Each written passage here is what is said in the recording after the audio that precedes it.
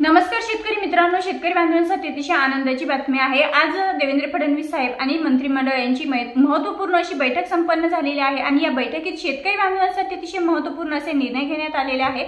या निर्णयामध्ये एकूण 32,000 कोटींची तरतूद करण्यात आलेली आहे। तर ती सर्व जी आहे 32,000 कोटींची तरतूद ती सर्व शेतकरी बांधवांसाठी करण्यात आलेली आहे। मग आता कोणकोणत्या मदतीसाठी म्हणजे आता ओला दुष्काळ असेल, त्यानंतर पीक विमा असेल, नुकसान भरपाई असेल, हेक्टरी अनुदान असेल, यामध्ये ती 32,000 कोटींची जी रक्कम आहे तर ती वाटली गेलेली आहे किंवा विभागली आहे।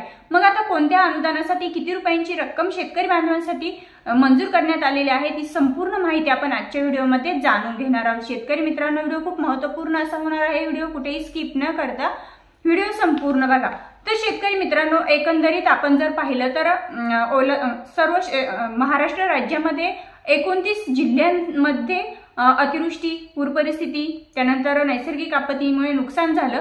त्यामुळे आपण जी काही माहिती जाणून घेणार आहोत तर ती संपूर्ण 29 किंवा 30 जिल्ह्यांसाठी मंजूर झालेली आहे। यामध्ये आता प्रत्येक जिल्हा वाईज आपण आकडेवारी घेणार नाही, तर संपूर्ण महाराष्ट्रातील जेवढे काही जिल्हे आहेत त्या संपूर्ण जिल्ह्यांमध्ये ज्या ज्या जिल्ह्यांमध्ये नुकसान झालेलं आहे तो प्रत्येक जिल्ह्याचा या प्रत्येक आकडेवारीमध्ये समावेश असणार आहे। सर्वांनी लक्षात घ्यायचं आहे।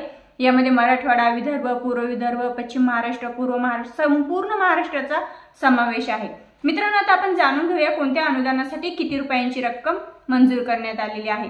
तर शेतकरी मित्रांनो, आता आपण पाहिलेलं आहे बऱ्याच शेतकरी बांधवांच्या विहिरींमध्ये गाळ साचलेला आहे किंवा माती वाहून आलेली आहे। त्यामुळे त्या विहिरी पूर्ण गच्च झालेल्या आहे मातीने।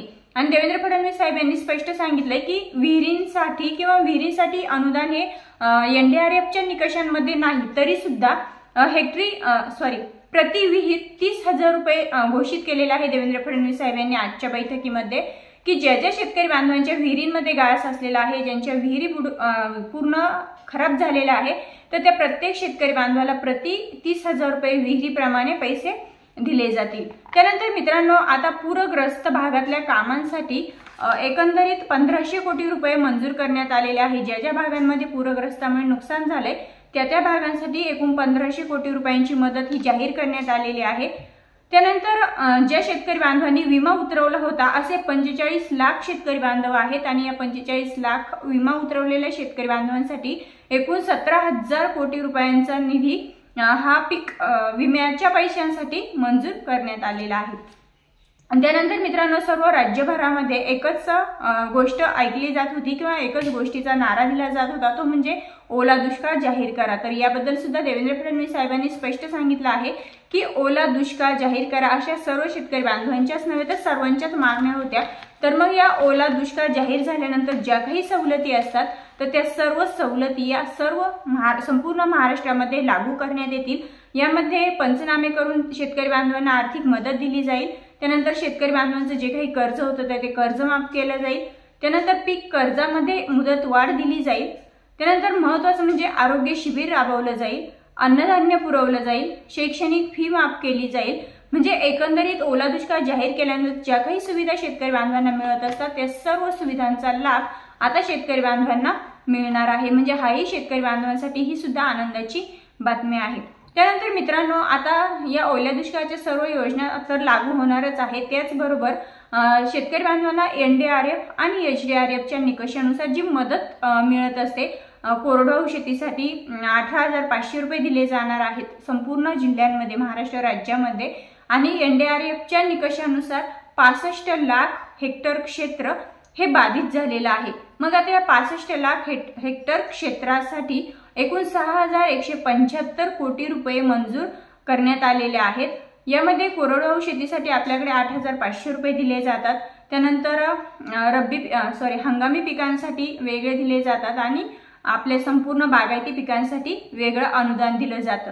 मित्रांनो, आता हे जे काही अनुदान भेटत होतं आपल्याला एनडीआरएफच्या निकषानुसार हेक्टरी 8,500, 17,500, त्यानंतर 27,000 रुपये 500 असं अनुदान दिलं जात होतं।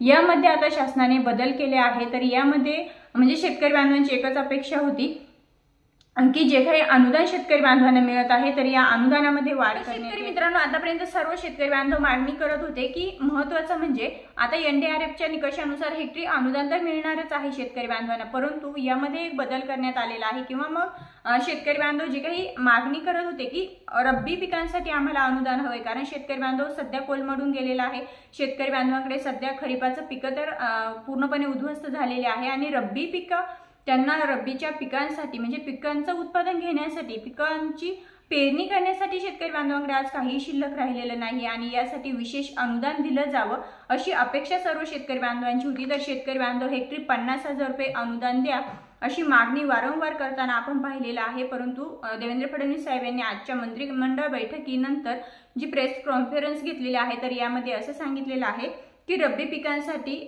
जे अनुदान आहे तर ते हेक्टरी 10,000 रुपये जाहीर होत आहे. आता मित्रांनो 10,000 रुपये हेक्टरी अनुदान दिलं जाणार आहे तर या 10,000 रुपयामध्ये काही होणार नाहीये, परंतु चला असू द्या. ज्या ठिकाणी शेतकरी बांधव 50,000 रुपयाची मागणी करत होते त्या ठिकाणी देवेंद्र फडणवीस साहेब यांनी प्रति हेक्टर 10,000 रुपये मान्य केलेले आहेत आणि शेतकरी बांधवांना मंजूर केलेले आहेत.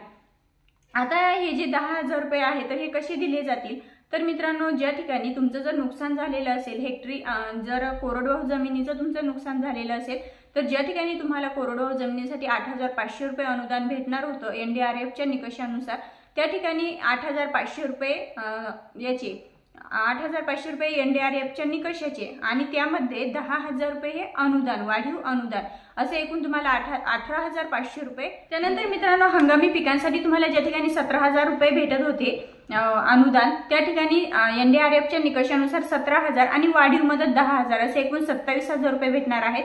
त्यानंतर बागायती पिकांसाठी तुम्हाला ज्या ठिकाणी 22,500 रुपये भेटणार होते त्यामध्ये हे एचडीआरएफचे 22,500 आणि प्लस अनुदानाचे 10,000 रुपये असे एकूण 32,500 रुपये हे मंजूर करण्यात आलेले आहे.